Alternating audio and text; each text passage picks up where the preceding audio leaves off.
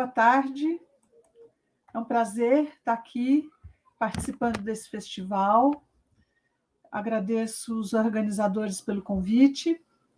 Eu me chamo Marina Kahn, sou indigenista, que é uma profissão não muito conhecida, mas tem a ver com um trabalho associado com povos indígenas. Resvala na antropologia sem o diploma da antropologia. Bom, antes de mais nada, antes de começar a nossa conversa propriamente dita, a exposição, eu vou estar conversando aqui com vocês sobre os objetivos do desenvolvimento sustentável, né? Tem um apelido de ODS, mas eu acho importante eu me situar no meu lugar de fala. Eu sou branca, eu tenho o 3º grau completo, me formei numa escola privada em São Paulo, e na PUC São Paulo, no final dos anos 70, e fiz uma opção, assim que eu me formei, em vez de seguir pela academia e fazer a pós-graduação, que é mais ou menos um caminho que quem faz ciências sociais costuma fazer, eu resolvi ver de perto o que era essa realidade brasileira dos povos indígenas. Eu preciso dizer, antes de mais nada, que isso foi no final dos anos 70, no tempo da ditadura militar, né? Então, era um tempo de muita efervescência intelectual, reprimida e muito cheia de pulsão para a ação e para a manifestação. Muito bem. Então, essa pessoa formada, branca, vai para a Amazônia, viabilizada por um projeto dentro da Fundação Nacional do Índio, a FUNAI, né? Que tinha a perspectiva a FUNAI em si, a perspectiva de trazer os índios para o mundo dos brancos, com o firme propósito de dar a eles melhores condições de vida, o que até uns 10 ou 15 anos antes de quando eu fui, escancaradamente falava em civilização. Havia um processo civilizatório que o regime militar continuava com ele. Mas eu vindo da universidade e tendo uma formação muito sólida e de contestação política, eu tive sorte de ter sido aluna do Florestan Fernandes, que tinha voltado do exílio, não podia mais dar aula na USP, então a PUC o contratou, e eu tinha muita interlocução com professores da USP, muito engajados também no reconhecimento dos povos indígenas. Eu fui já com uma perspectiva de querer entender quem eram os povos indígenas, e uma coisa me intrigava, né? Que eu sabia por literatura, né? E por me interessar muito no tema indígena. Eu fiz uma opção pela antropologia dentro das ciências sociais. Eu não fui nem para a política, nem para a sociologia, que são os 3 ramos, né, das ciências sociais. E eu ficava muito intrigada de querer entender por que os índios preferiam ser chamados de caboclos e não de índios. E isso era muito presente, principalmente em Manaus, né, onde eu sabia da existência de várias bairros onde havia índios que, inclusive, falavam a sua língua, mas preferiam se fazer chamar de caboclos. Teria sido, inclusive, o meu objeto de pesquisa depois, mais tarde, né? Mas, enfim, eu cheguei numa aldeia ticuna, no Alto Rio Solimões, fui casada, o meu marido tinha feito o curso de indigenismo da FUNAI, fomos juntos, e lá eu tive a oportunidade de trabalhar nas escolas como professora.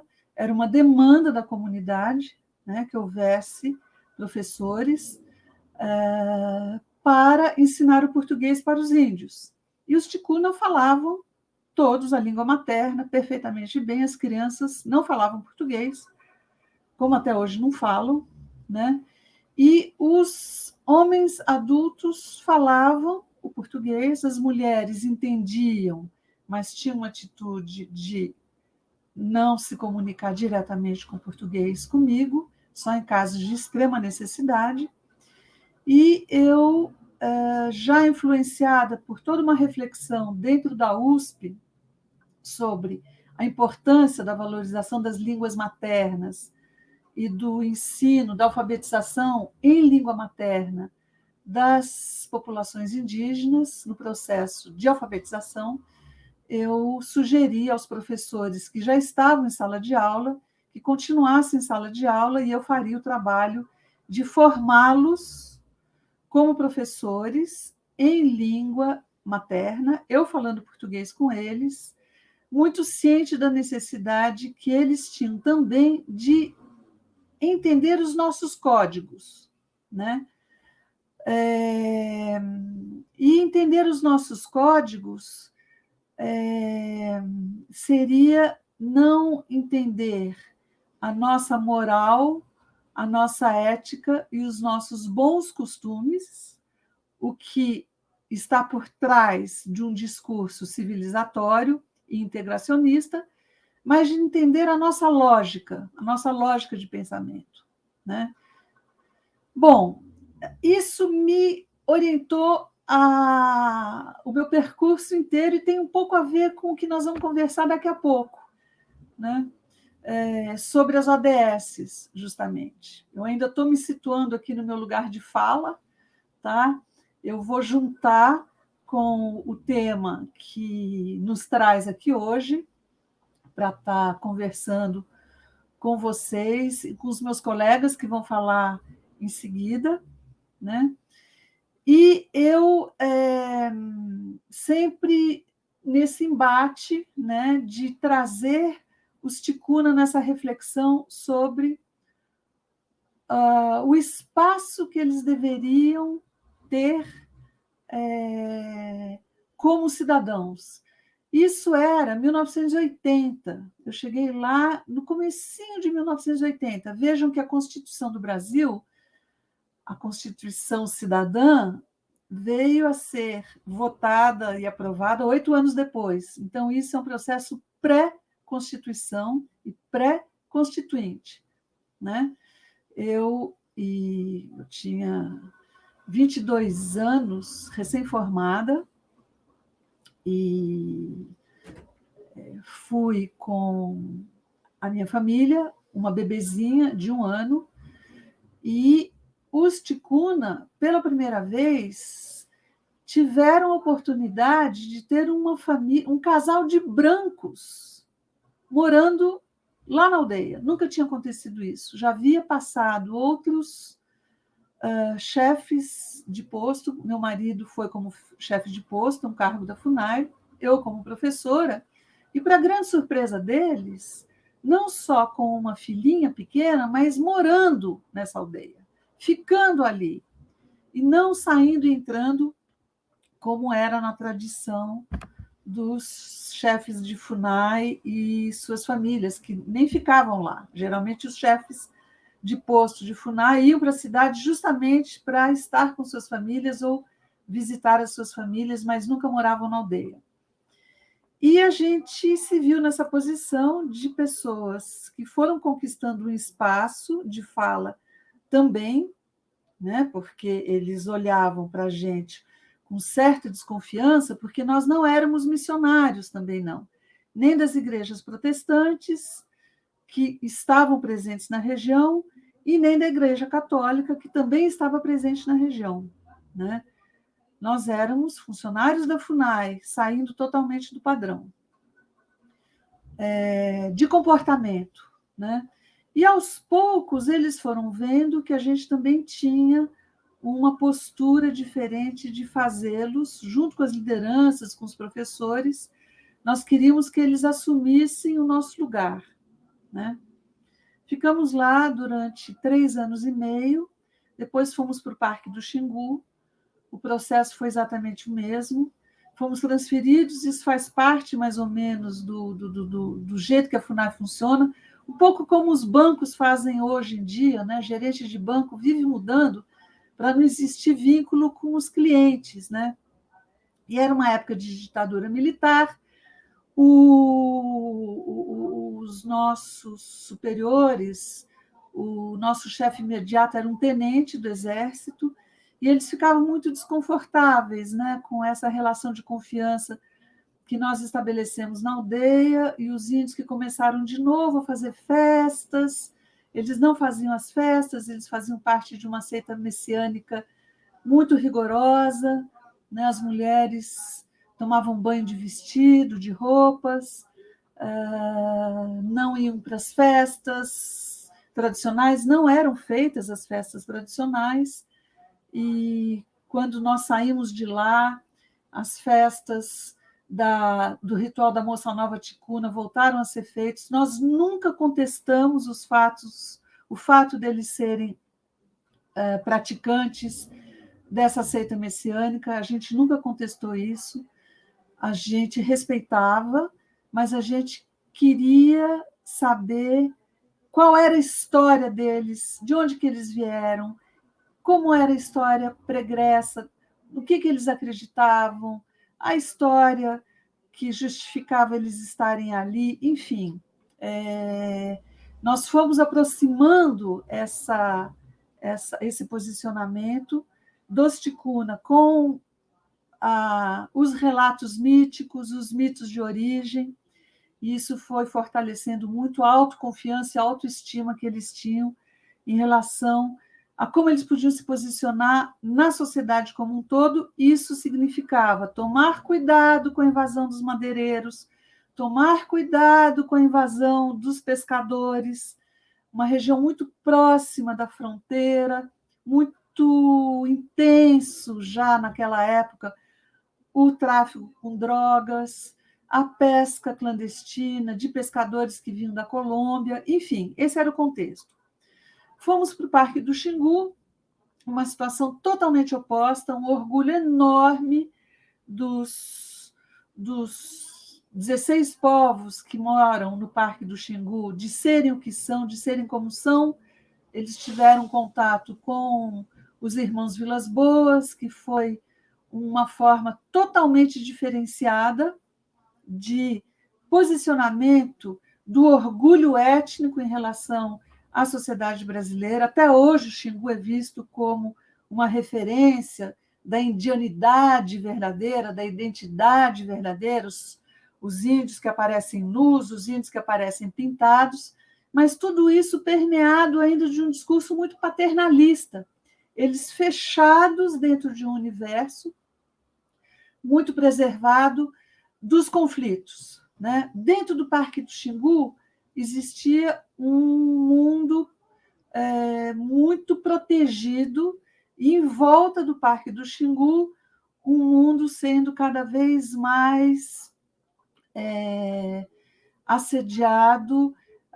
Ainda não era uma época dessa frente de expansão da agropecuária, mas era o princípio dessa expansão agropecuária que justificou, inclusive, o trabalho dos Vilas Boas. Proteger esses índios do que estava acontecendo em volta.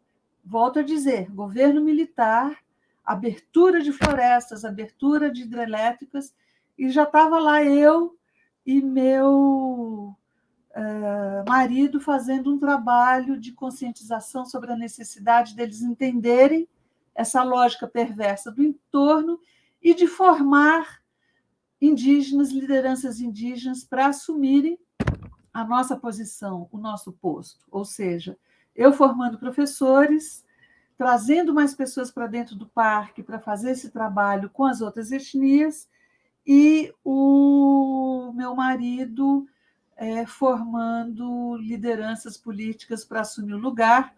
Foi nessa época que o Negaron Caiapó assumiu a direção do parque e o Piracumã Yaualapiti Camaiurá também assumiu a chefia de posto, quando nós fomos embora, com uma sensação de dever cumprido e também porque nós já estávamos com 2 filhos e era hora da gente colocá-los no mundo dos brancos, no mundo que nos pertence, e a gente não podia tomar essa opção pelos nossos filhos de estarmos num lugar que eles não pudessem eles escolher o universo no qual eles faziam parte.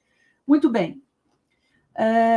Vou dar um pulo e vou voltar a falar no objetivo dessa minha fala, né, que é sobre o objetivo do desenvolvimento sustentável, que são esses 17 objetivos.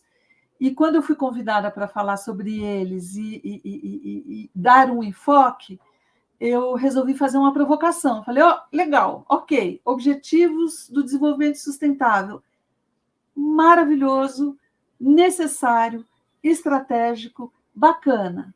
Mas qual é o plano? Né? Geralmente, quando você tem um objetivo, você tem que ter um plano para realizar esse objetivo. Os objetivos é tudo o que você quer, né? Então, eu vou fazer um retrocesso de novo na minha trajetória profissional, porque eu, quando fui para Brasília, eu resolvi fazer mestrado e saí da FUNAI e comecei a ter um vínculo com organizações não governamentais, mais especificamente com o que é hoje o Instituto Socioambiental.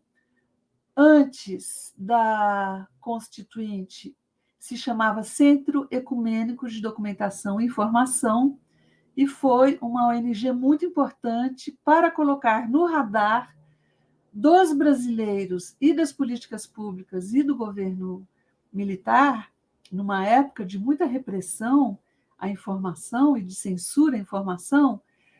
O CEDI queria mostrar quem eram os índios no Brasil, que havia índios no Brasil, que a Amazônia não era um vazio demográfico. Muito pelo contrário, haviam povos na Amazônia que precisavam ser respeitados, e foi o princípio de um grande movimento que juntou populações quilombolas, populações extrativistas e povos indígenas num processo de reivindicação pelos seus direitos, pelos seus territórios, que culminou na Constituinte e na Constituição tal como ela é hoje. Ou seja, eu vivi em Brasília de 1986 a 1988, 1987, 1988, que foi uma efervescência política que tem a ver com a sociedade civil organizada para a defesa de direitos. E era também uma época de transição democrática, onde o governo militar estava começando a pensar nos planos de fazer essa transição e de entregar para o cidadão brasileiro, que já estava preparado, a sua plena cidadania. Foi assim, mais ou menos, contado de uma forma muito reduzida. E nós, dentro das ONGs, nós vivíamos com um trabalho que era viabilizado pela cooperação internacional, que estava sintonizada e solidária aos pleitos pelos direitos humanos no Brasil e na América Latina, toda ela vivendo momentos terríveis de ditaduras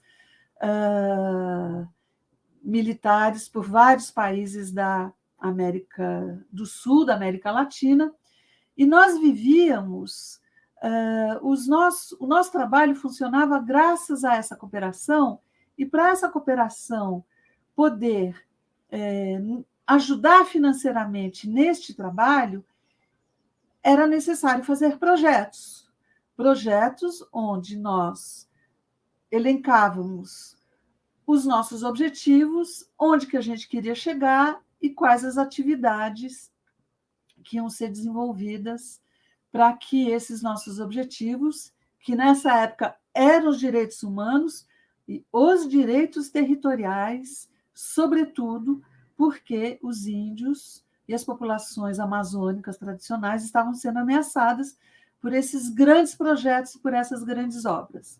Muito bem, veio a Constituição, essas ONGs foram também se amadurecendo, houve uma enorme quantidade de ONGs que puderam se firmar e aparecer e sair do anonimato, porque nós passamos a viver um regime democrático e essa multiplicação de organizações da sociedade civil precisava se profissionalizar.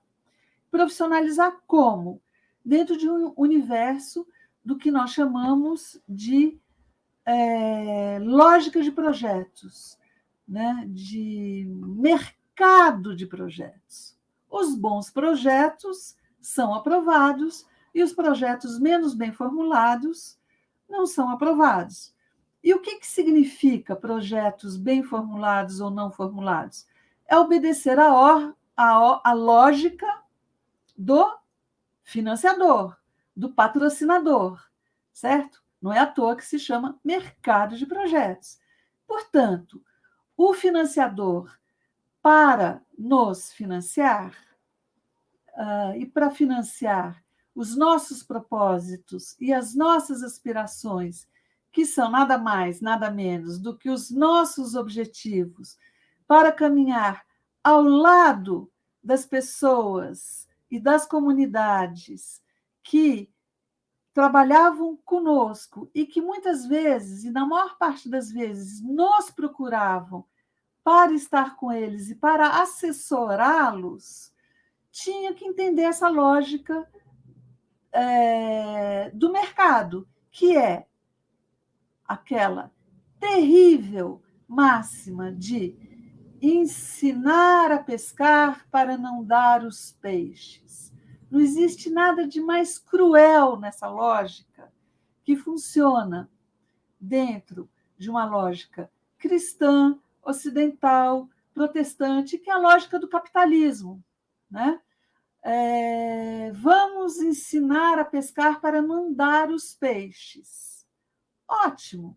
Essas populações amazônicas ou não amazônicas, as populações quilombolas no sul, no sudeste, no nordeste, né? Elas estavam cada vez mais massacradas por uma ordem capitalista que tomava suas terras, que ocupava suas terras, porque elas simplesmente não trabalhavam, não faziam como mandava o figurino, e foram justamente essas pessoas, essas comunidades, essas etnias, essas sociedades extrativistas tradicionais que se aliaram à nossa causa, geralmente de pessoas brancas e formadas na universidade e que dialogavam com a cooperação internacional, que fala inglês e que tem uma lógica de cooperação enquadrada em regras internacionais, para formularmos planos de ação, planos de trabalho e que fossem rigorosamente dentro dessa lógica capitalista, que é: você tem desejos? Muito bem, o que você vai fazer para alcançar esses desejos? Quais são os resultados que você quer?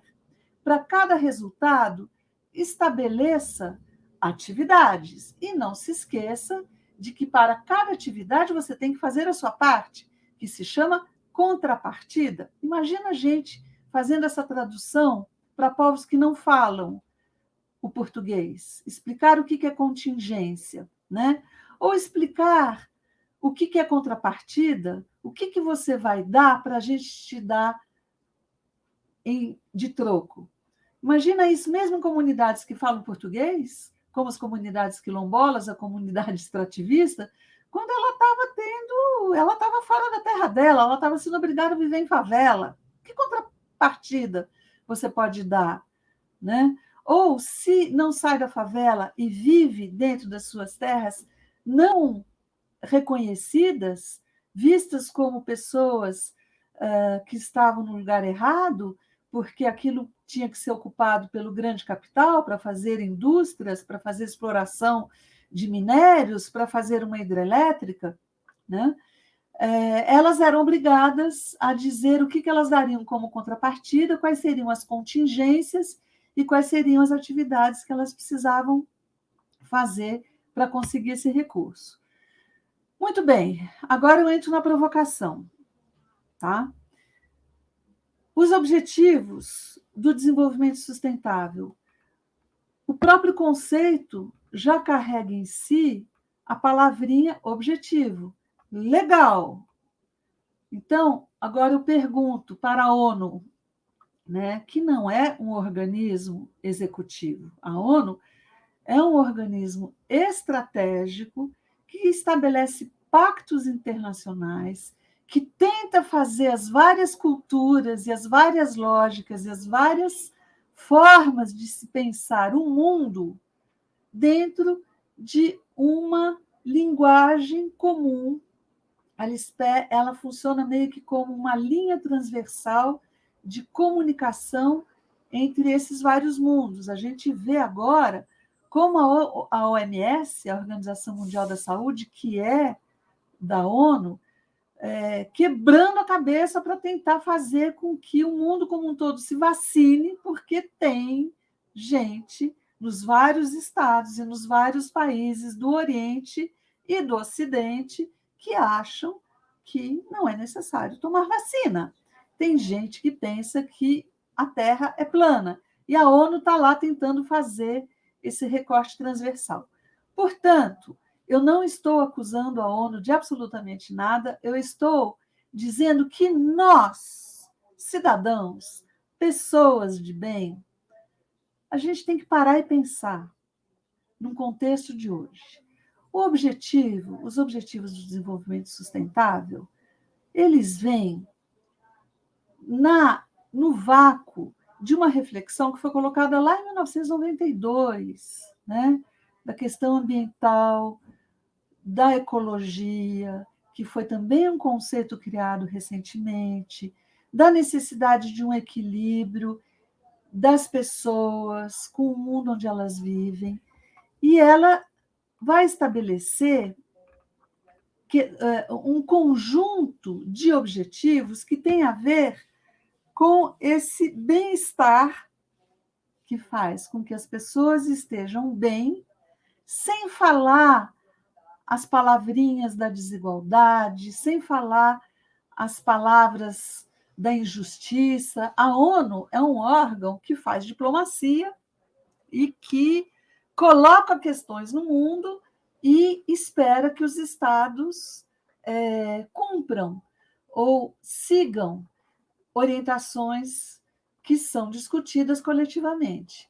Pois bem, eu, como uma pessoa que precisou, durante 35 anos da minha vida profissional, trabalhar com populações minoritárias, invisíveis, ficou um termo na moda, né? As pessoas invisíveis, com o conceito de sustentabilidade, com o conceito de governança, empoderamento, que são palavras de ordem exigidas para que você se enquadre numa postura ética diante daquilo que você quer, eu acho que os objetivos do desenvolvimento sustentável precisavam deixar de ser objetivos. talvez não seja uma questão que a ONU tenha que se colocar, mas nós, cidadãos, como indivíduos ou pertencentes a grupos específicos da sociedade, precisamos nos colocar. Então, primeiro objetivo, fim da pobreza. Legal! Será que tem quem queira a pobreza? Ninguém quer a pobreza. Agora, existe uma grande camada da sociedade, não, existe um pequeno setor da sociedade que não enxerga a pobreza, né? A gente vive uma pirâmide. Portanto, se a gente tem que colocar como objetivo do desenvolvimento sustentável, do desenvolvimento sustentável o fim da pobreza, tem alguma coisa que não está muito bem, porque parece que deveria ser um consenso, não deveria ser um objetivo, né? Devia ser um ponto de partida. Fome zero, acabar com a fome. Está na mesma lógica, né? Bom, a gente ouve muito quem diga só tem fome quem quer, basta trabalhar que come. Eu não vou ficar entrando no mérito do absurdo dessa falácia, para não me delongar demais. O outro objetivo do milênio, do outro ODS, o terceiro objetivo do desenvolvimento sustentável, bem-estar e bem viver. Ora, para não cair no mesmo questionamento clichê que eu fiz lá em cima, tá? As sociedades tradicionais, os povos indígenas, quando eles estão em paz na terra deles, vivendo do jeito que eles sempre viveram, eles vivem muito bem, com muito bem-estar. Portanto, alguma coisa aconteceu que eles deixam de viver bem e deixam de não ter esse bem-estar, que eles vão nas cidades ou eles ligam a televisão e se vende um modelo de bem-estar e de bem-viver que não cabe todo mundo dentro desse modelito. Tem aquela moldura da televisão, certo? Fora dela é outra coisa. Educação para todos. Bom, também, ótimo, educação para todos. De que educação que se está falando, né? Existem processos de educação tradicionais que são garantidos para o bem-viver e para o bem-estar se as pessoas estão nas suas terras, vivendo bem nas suas terras, desenvolvendo seus modos próprios de organização social, de cultura, de concepção do mundo. Igualdade de gênero. A mesma coisa. Se as pessoas estão respeitando o seu bem-viver fora de uma moral cristã ou religiosa ou muçulmana, enfim, sem uma ordem rigorosa que estabelece o que é verdadeiro, o que é falso, haveria certamente essa igualdade. O sexto objetivo do desenvolvimento sustentável: água limpa e saneamento. Bom, por que será, né, que existe a necessidade de estabelecer isso como objetivo? Né? Enfim, vai ter um nono objetivo, que é tecnologia e inovação. Será que vai vir separado? Sétimo objetivo, energia limpa e acessível. Muito bem, se houvesse melhor distribuição das pessoas nos seus territórios, produzindo numa escala que elas conseguem produzir para viver bem, para comer bem, para não ter fome, certamente a canalização da energia seria outra. O capitalismo que chegou nesse nível de desequilíbrio absoluto de uso de combustíveis fósseis ou do que é chamado de energia limpa, como as hidrelétricas, só que de um jeito absolutamente insustentável por conta da escala, da dimensão dessas intervenções. Não posso ficar no mérito de cada um, porque senão eu vou queimar o tempo. Oitavo objetivo, trabalho digno e crescimento econômico. Muito bem, crescimento econômico de quem? O trabalho digno, ele pode ser digno se a ideia de crescimento não colocar abaixo a dignidade do trabalho. Porque o que a gente vê hoje é que o crescimento econômico é de quem é dono dos meios de produção, mas está fazendo com que o outro trabalhe para o crescimento econômico sem dignidade. Então, parabéns a esse oitavo objetivo. Mas aqui ele está como objetivo. O que se faz para se conseguir isso? Aquele que eu estava falando lá. Qual é o plano? Né? Tem a meta? O que você faz para conseguir? Quais são as atividades que você vai desenvolver para conseguir isso? E bota as contingências, e bota os riscos e os desafios, e coloca a sua contrapartida para ver se eu vou investir nisso. O nono objetivo, inovação, indústria e infraestrutura. Legal. Quem não quer? Quem não quer internet nas favelas para poder ter educação igual para todo mundo quando teve uma pandemia que saiu do controle? Quem não quer energia solar, energia eólica nas aldeias, nas comunidades, nas áreas rurais? Telefone, celular, né? Basta a gente estar fora da área de contato, onde não tem antena, já começa aquele caos. Redução de desigualdades. Bom, tudo que eu falei até agora tem a ver com a necessidade de ter todos aqueles objetivos que eu elenquei acima, sem fome, com acesso à energia, com acesso à educação, porque existe desigualdade.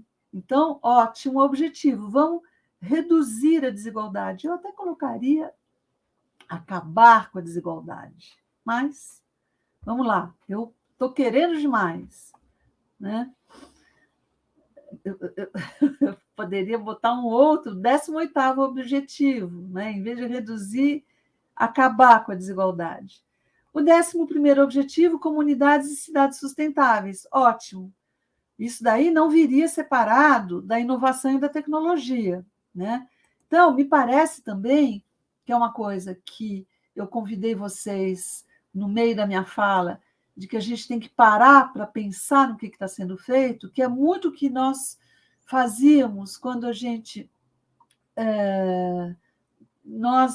meu marido e eu, né? E agora a gente faz, ainda com as comunidades com quem a gente está trabalhando, seja através das ONGs ou não, assim, para e pensa. Né?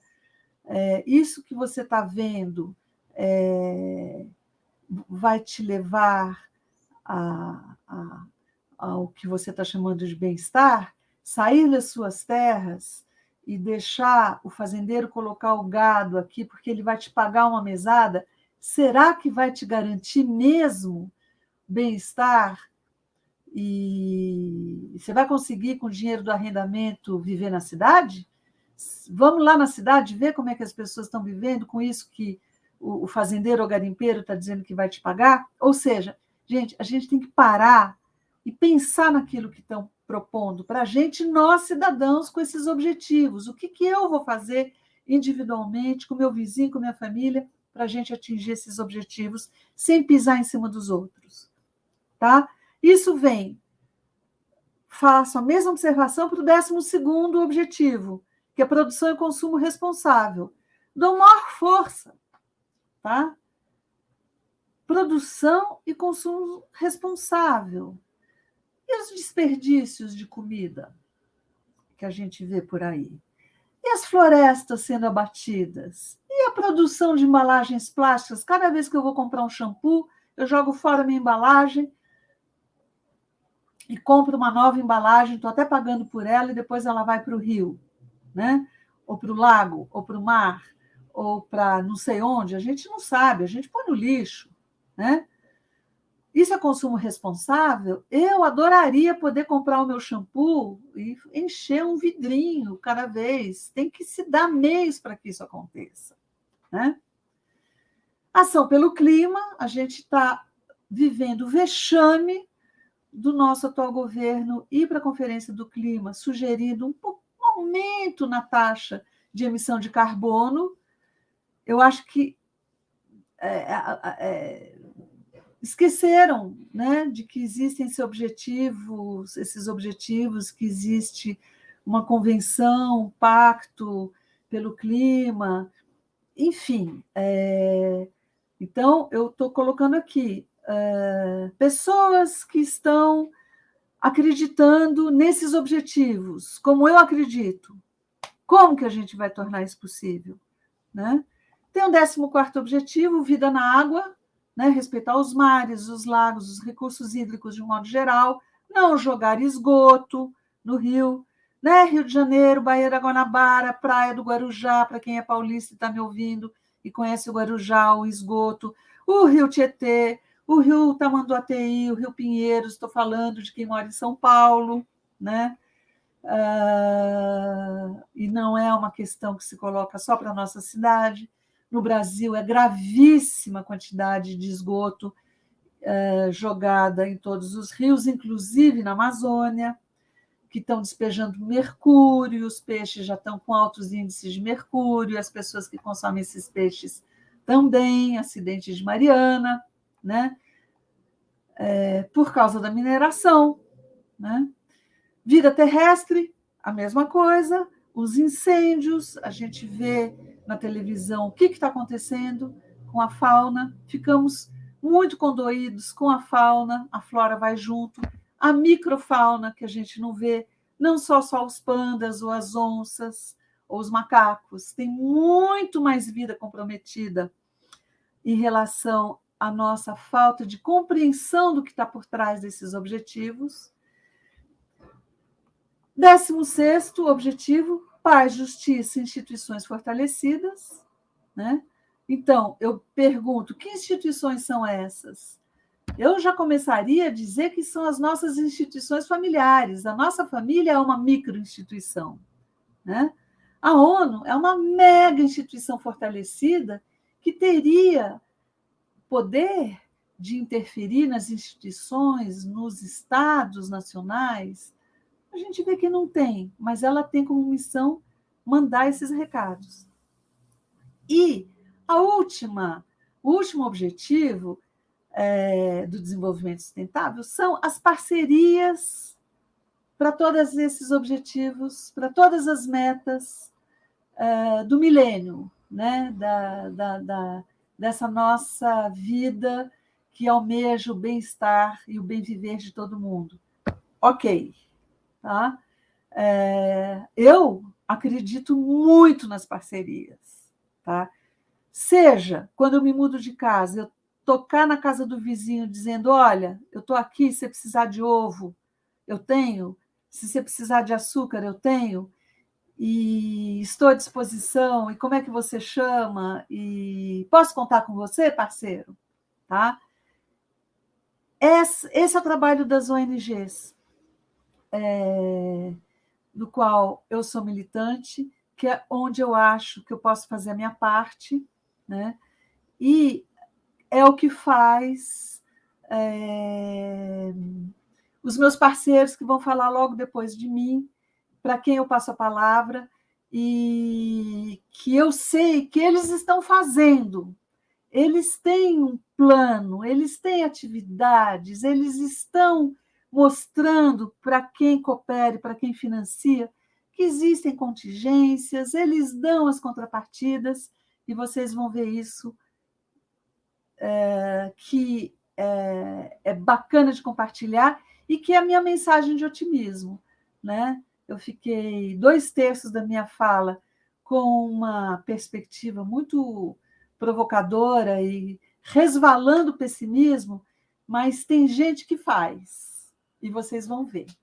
Então, agradeço, esse é o meu recado, e vamos parar e pensar sobre aquilo que a gente escuta e aquilo que a gente deveria fazer, e aquilo que a gente pode fazer? Então, bora fazer?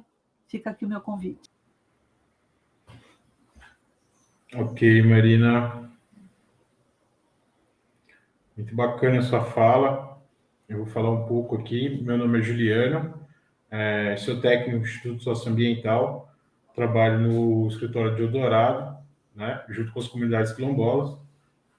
E vou falar um pouco dar um pouco da prática aí, dos objetivos e canalizando na prática mesmo, colocando, né, trazendo um pouco dessa estrutura que a Marina falou e trazendo mais um pouco para o pé no chão mesmo, a coisa que a gente vem fazendo. O Instituto Socioambiental, como a Marina trouxe, tem um histórico de trabalho junto às comunidades indígenas, desde a década de 80, e no começo do ano 2000, o Parque Indígena do Xingu vinha sofrendo muito com o desmatamento em torno do parque, né?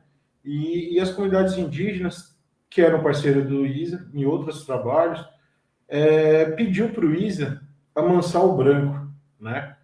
Que o branco vinha desmatando muito a vegetação do entorno do parque. E todas as nascentes do rio Xingu, elas estão fora da área do parque. Então, né, o ISA, como parceiro dessas comunidades indígenas, foi solicitado para fazer esse papel de amansar o branco. E a partir de 2000 ali começou, né, a partir de 2004, começou a campanha Catu Xingu, que é Salve as Águas Boas do Xingu. E a proposta desse trabalho era restaurar o entorno do parque, onde estavam essas nascentes, né, que garantiam a água boa do Xingu, como a própria campanha fala.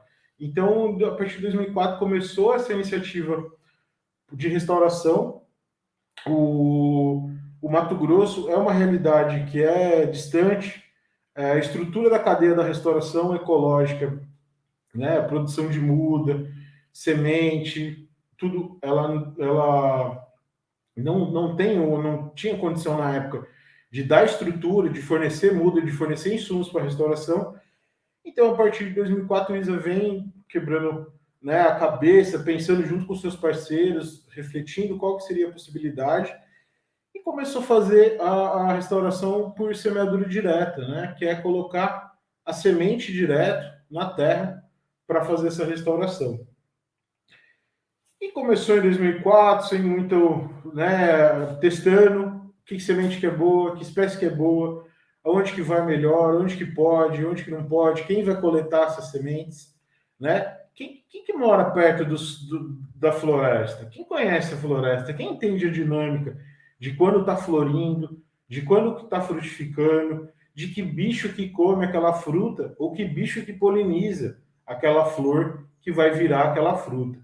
Então, essas comunidades que vivem na floresta que têm esse conhecimento e que sabem isso, né? Então, a partir desse momento, Isa, com essa parceria com os indígenas e com essa demanda de restaurar as áreas, então começou ali a partir de 2004, começou a rede de sementes do Xingu, né? Hoje é uma das maiores redes que tem de coletores de sementes do Brasil, e é uma das que tem hoje, querendo ou não, o maior número coletado e o maior número de área restaurada, né? Eles têm por volta de 6 mil hectares restaurados, que é um número expressivo, né, dentro da restauração.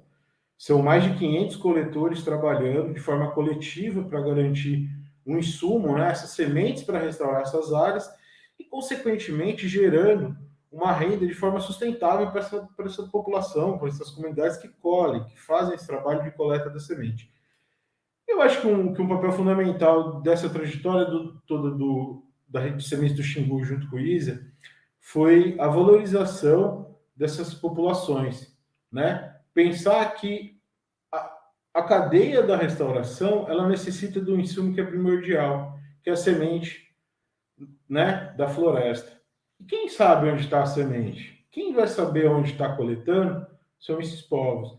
Então, a partir do momento que a gente insere o coletor de sementes como sujeito dentro da cadeia da restauração, né, a gente começa a fazer uma discussão do ponto de vista social e da valorização dessas populações, né, aonde elas vivem e aonde elas moram e aonde elas mantêm as relações dela, que é na floresta. Então, a partir dessa experiência, né, muito exitosa no Xingu, junto do ISA, junto com a rede de sementes do Xingu, foi se trabalhando. Em 2007 eles formam a associação, 2017 eles fazem 10 anos, estão aí com mais de 10 anos de estrada, e a partir de 2017, muito olhando para essa experiência exitosa, né, no Xingu, o ISA também já tinha um trabalho aqui no Vale do Ribeira, no estado de São Paulo, junto com as comunidades quilombolas, desde o final de 2000.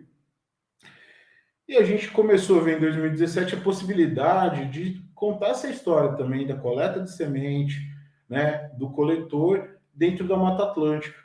Então foi onde que a gente pensou de trazer essa história também da coleta, da manutenção e do plantio também, né? Porque toda essa semente a gente coleta e são diversas espécies. E a forma de plantar, lá no Xingu, o pessoal começou a chamar de muvuca de sementes, porque reunia mais de 100 espécies, uma diversidade de espécies de tamanho, de forma, de tamanho, de cor, de cheiro, que se misturam tudo ali, então dá esse nome de muvuca, né? Essa mistura dessas sementes a gente deu o nome de muvuca, batizaram lá, que é uma semeadura direta. Então, né, a metodologia de plantio é semeadura direta com essa mistura, né, com essa muvuca de sementes, que vão pensar ali sementes, desde sementes arbustivas, ou capins nativos, até árvores de mais de 100 anos, né? Pensando em todas as faixas etárias da floresta, ou cada espécie, em que momento ela vai estar ocupando a floresta, né?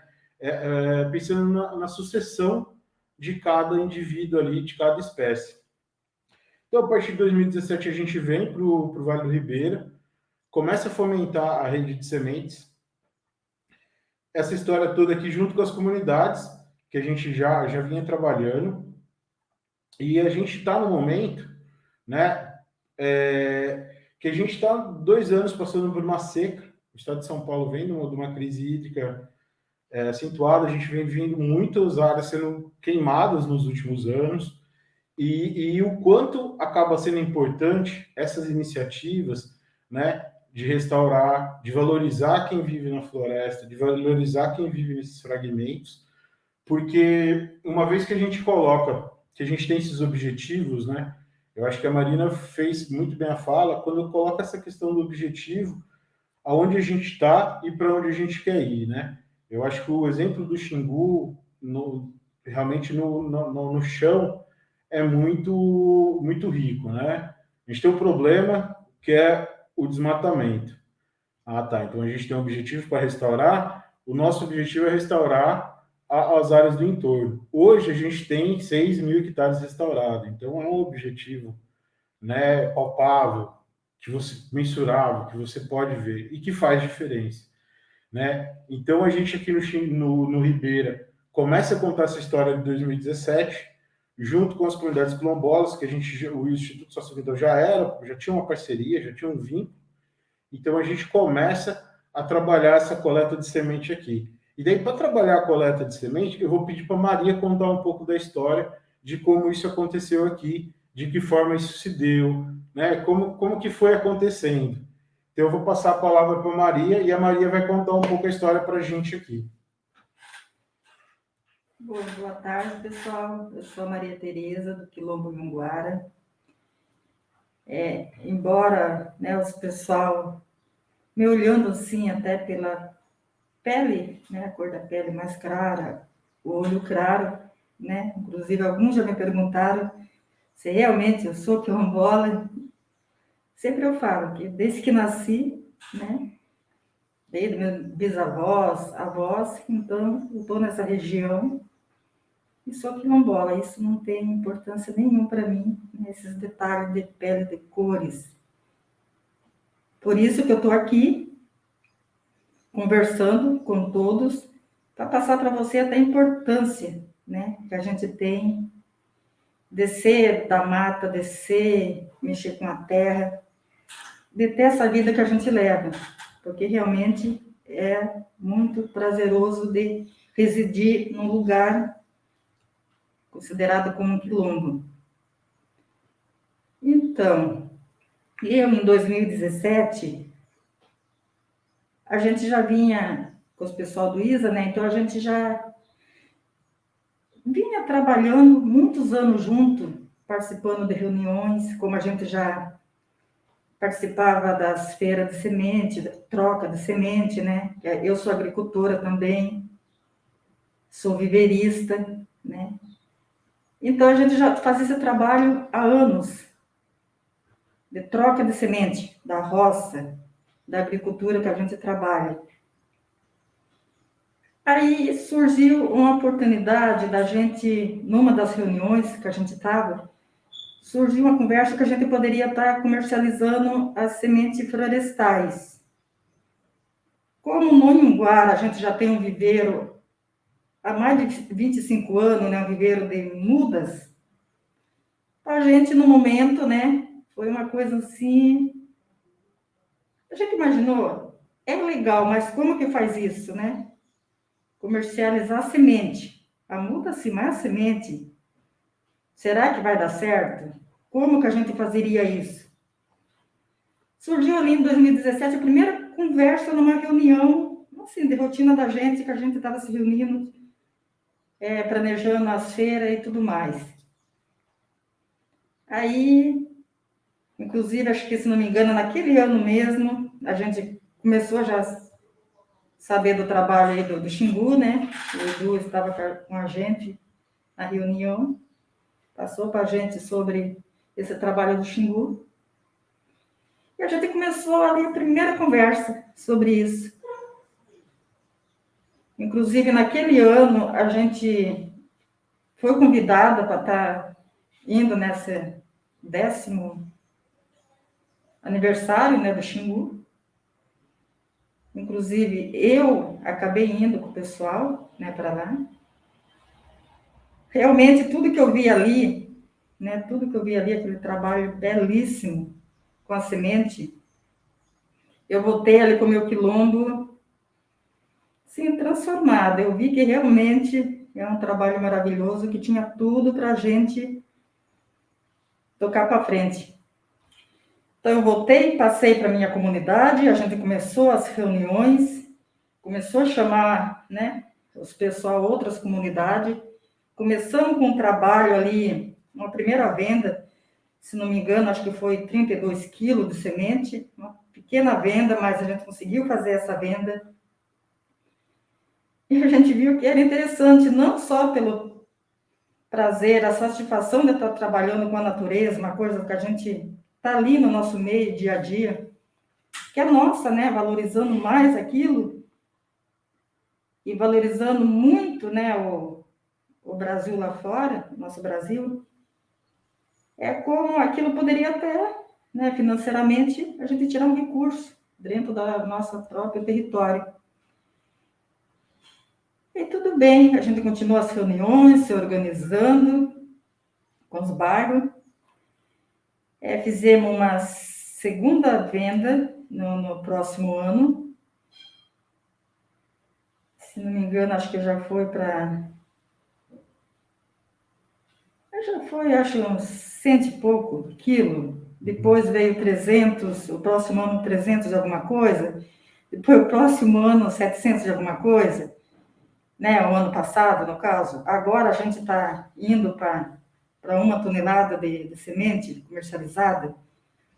Hoje a gente está assim, com o nosso trabalho. Nós estamos em 4 comunidades quilombolas, trabalhando, se reunindo, se organizando. Não é fácil, né, fazer esse trabalho de organização, mas os pessoal estão tendo a consciência da riqueza que a gente tem aqui no nosso Vale do Ribeira.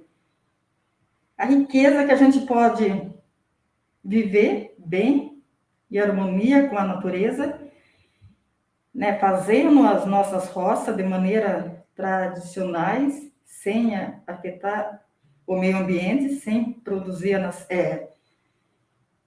desmatar as nascentes, sem acabar com os bichos, nada disso, de uma maneira assim que a gente sabe como trabalhar na nossa terra.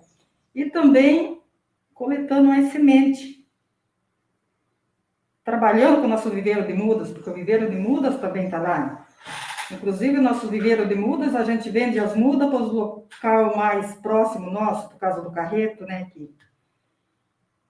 Que é quantidade, né, de mudas, a quantidade no seu carreto tem que ser... Não tem como comercializar muito, então tem que ser mais próximo. Agora, as sementes a gente manda aí até para outro estado, né? A gente estamos mandando a nossa semente e está sendo um trabalho bem interessante mesmo. Então, inclusive, o que eu imagino assim, que a gente está incentivando mais, né? Os nossos quilombolas também a se organizarem. A gente quer abranger todo o nosso quilombola com esse trabalho, aos poucos eles estão se aproximando. Claro que essa pandemia fez a gente parar tudo, né? Praticamente 2 anos aí, a gente não teve como fazer as reuniões presenciais, né?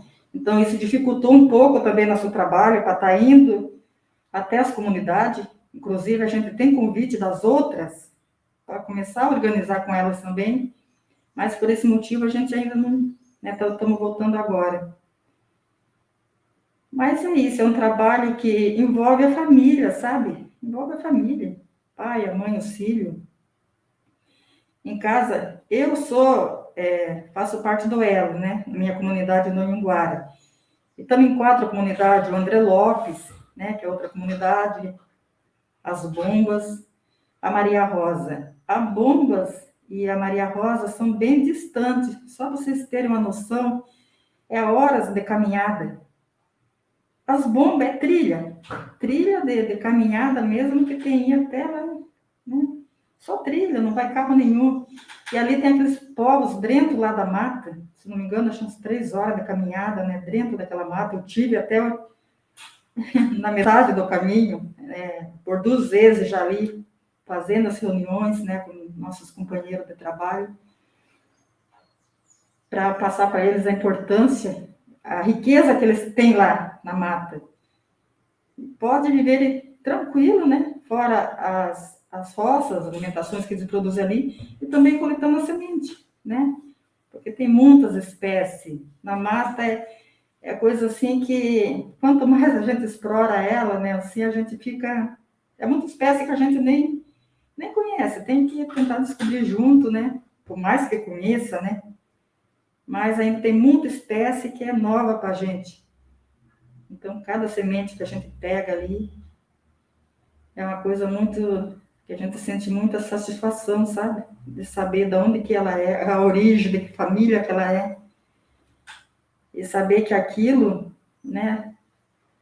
Lá fora vai dar uma árvore, vai voltar as nascentes, vai ajudar muito, né? Esse ar poluído que está aí.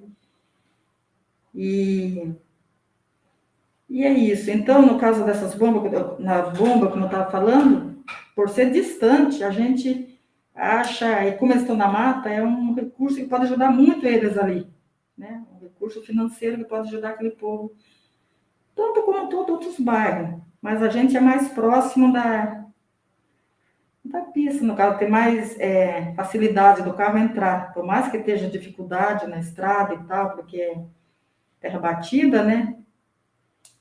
Só cascalhada, mas ainda o carro chega. Agora, nesse bairro, é só de cavalo, animais, mas está lá. Né? Tanto esse belo trabalho lá também, inclusive essa semana já entregaram a quantidade de semente. Está sendo uma correria, né? Os 3 bairros já, 2 bairros já entregaram. Amanhã tem a Maria Rosa, né, um bairro distante, que vai ser coletada a semente lá também. A gente preocupado um pouco com o tempo, porque está chovendo, e aqui, e pela estrada ser de terra batida, né, tem essa certa dificuldade, mas a gente vai conseguir. No sexta-feira é o nosso bairro, é o Anhanguara, né, a gente vai estar lá também. E é isso, eu acho que depois dessa viagem que eu tive no Xingu com os pessoal, eu voltei bem mesmo fortalecido para o bairro, e acho que eu vou levar isso para toda a vida, sabe? Porque aonde que eu me convido para mim estar passando, né, falando desse trabalho nosso, eu não meço esforço para isso, eu vou porque é uma coisa que eu acho que é de um trabalho muito importante mesmo, que é necessário para todos, né?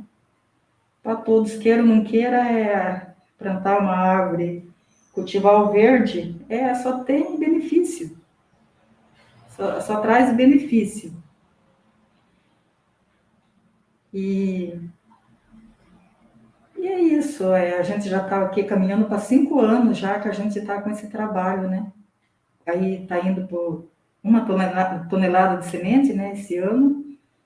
Com certeza isso vai dobrar, né? O ano que vem vai ser mais, porque todo ano essa quantidade tem a procura, né, pela essa semente. A gente está conseguindo comercializar.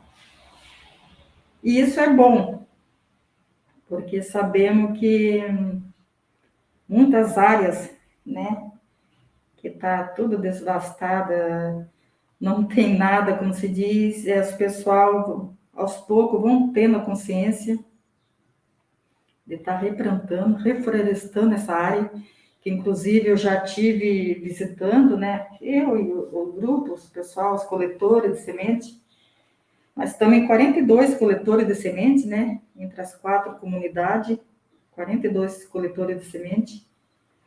E sempre a gente viaja para esse local para ver aonde que nossas sementes estão sendo levadas, aonde que está sendo posto nossa semente, né? Porque cada semente daquela a gente tem um enorme carinho por ela, desde a coleta até o beneficiamento, até armazenamento. Então, tudo isso é um certo cuidado que temos que ter para ela poder vir germinar, né? Não é de qualquer jeito que é feito esse trabalho, tem todo um cuidado por trás disso. Então, a gente já acompanhou uma dessas áreas e a gente vai mantendo informado como que está, quais espécies que estão aparecendo lá, como que está sendo. E geralmente é muito satisfatório para nós, quando a gente vê as fotos daquelas áreas, daquela semente que está ali germinando. Sabe, é um trabalho que é mais prazeroso trabalhar, falar a verdade, do que os simples valores que a gente ganha, né? Certo ponto, o trabalhar com a semente é muito bom, muito. Espero que a gente continue com esse trabalho,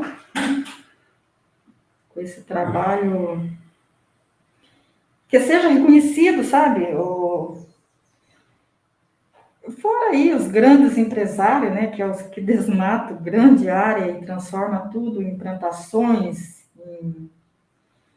como se diz, acaba usando agrotóxicos, essas coisas tudo aí que contribui para a destruição do planeta, que queira ou não queira, é isso que a gente está vendo. Aí eu queria que eles tivessem um pouquinho de consciência até com tudo isso que está acontecendo, né? Com tudo isso que vem acontecendo, que está às claras nos nossos olhos, né? O que isso está prejudicando o nosso planeta.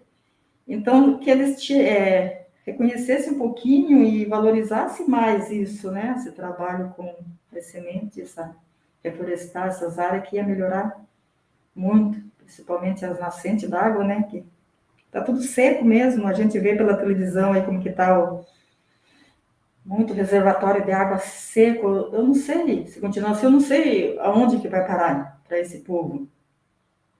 Enquanto a gente está aqui na mata, tem de tudo isso livre, né? Tem os rios, tem os riachos, e lá eles não têm nada.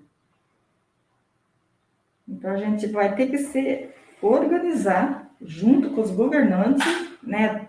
Temos que dar um jeito aí junto e falar a mesma língua,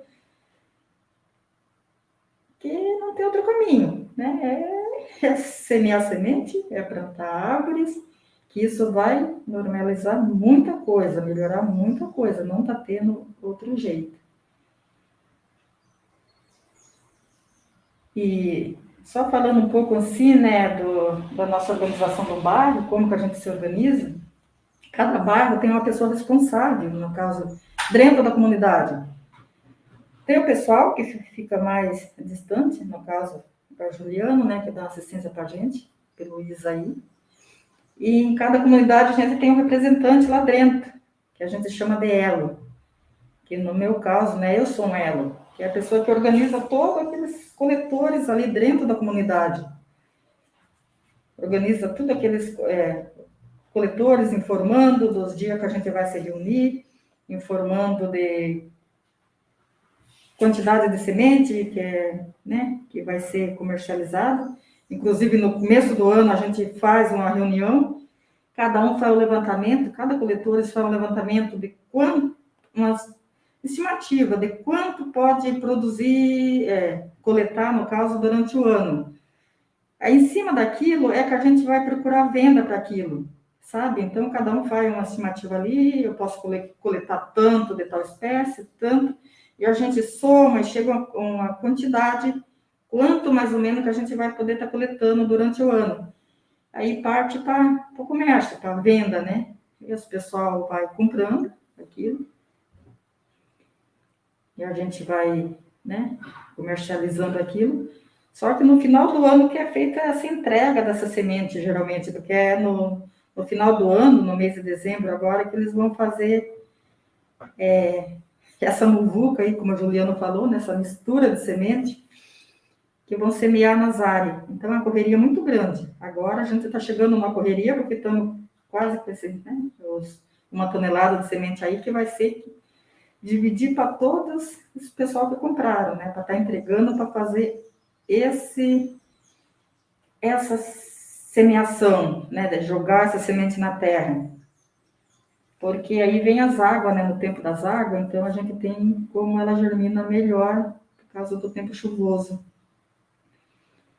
E aí a gente vai se organizando, né, cada um pega, tem os dias que a gente marca para estar pegando aquela semente, junto ali aquele grupo de pessoas, cada um no seu bairro, junto a gente vê a qualidade daquela semente. Você tem algumas que não estão muito boas, tá alguma coisa ali que não está muito certo, a gente conversa junto para poder melhorar. Se realmente ela não está boa para ser semeada, ela fica, né? Ela fica, não tem como a gente comercializar uma semente que também não é de qualidade boa. E aquele coletor vai ter que entender que tem que fazer melhor. Inclusive, outro que consegue a fazer, ter esse cuidado melhor, passa para aquele que ainda, né, não conseguiu a fazer o trabalho bom. E é isso, a gente vai se organizando, conversando, tirando todas as dúvidas, né? Agora, no momento, a gente está muito feliz também, porque a gente está conseguindo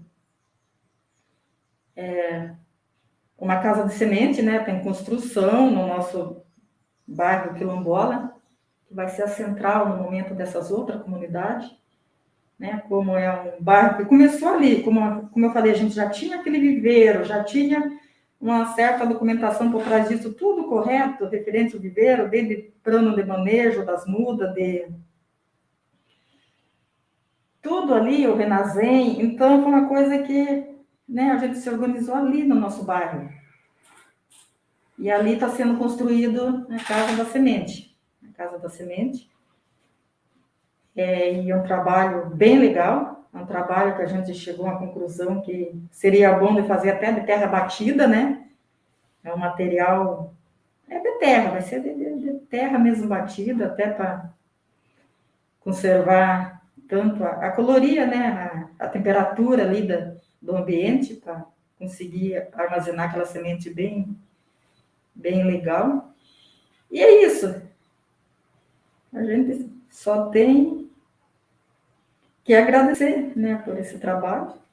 E espero que todos, né, as pessoas aí fora também comecem assim quem ainda não valoriza esse trabalho da gente, que tenha um novo olhar, né, olhe com mais carinho, com mais atenção para esse trabalho nosso, né, e comece a valorizar um pouquinho mais, e se possível for, né,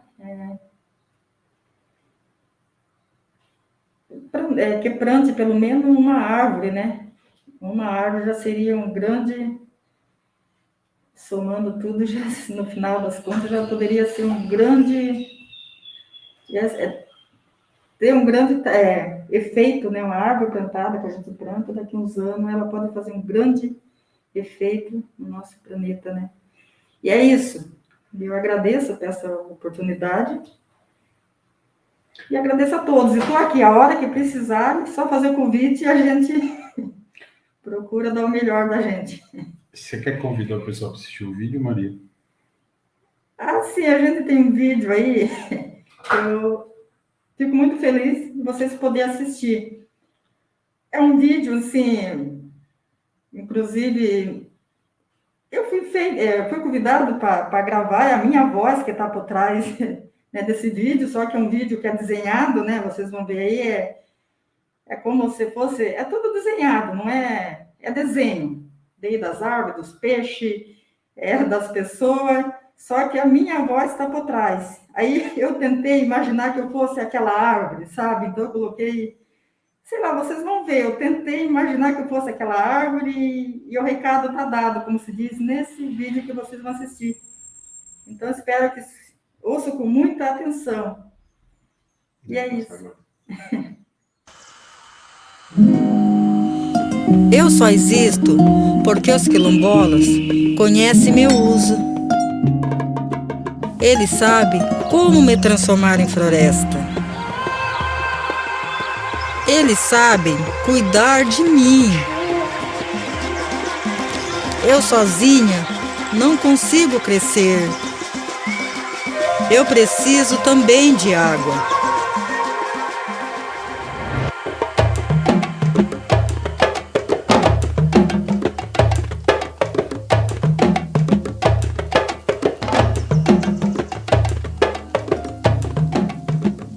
Eu sozinha não consigo crescer, mas junto com outra semente, nas mãos da comunidade, a gente vira floresta. Com a mistura de semente, que a gente chama de muvuca, eu me espalho e me aconchego. A gente acorda cada uma a seu tempo e cresce cada uma de um jeito, até recuperar uma área, até recuperar uma nascente, até fazer a água voltar. Eu provoco a contação de histórias, a oralidade. Eu ajudo na união dessas pessoas. Eu aproximo pais e filhos. Eu ajudo a gerar rendas. Quando eu for grande, essa área vai ficar bonita. Quando eu for grande, nessa área vai ter bicho. Quando eu for grande, vou trazer a água de volta. Nessa área, a água vai ser limpa. Quando eu for grande, vou ajudar a levar água para as cidades. Quando eu for grande, vou gerar frutos. Eu sou a floresta do futuro.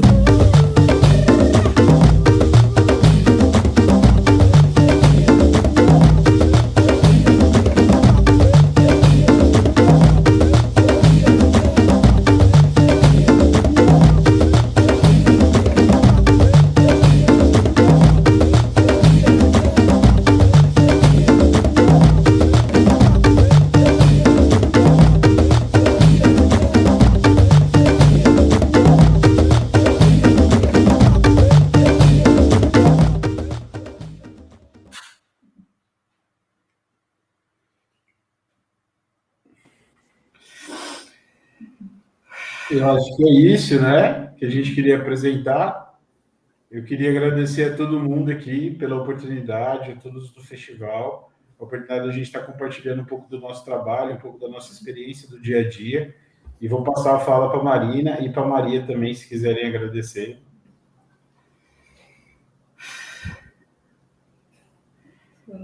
Eu me emociono quando eu vejo esse vídeo, quando eu vejo vocês falarem, eu fico com saudades, e eu vou passar a palavra e eu vou me despedir.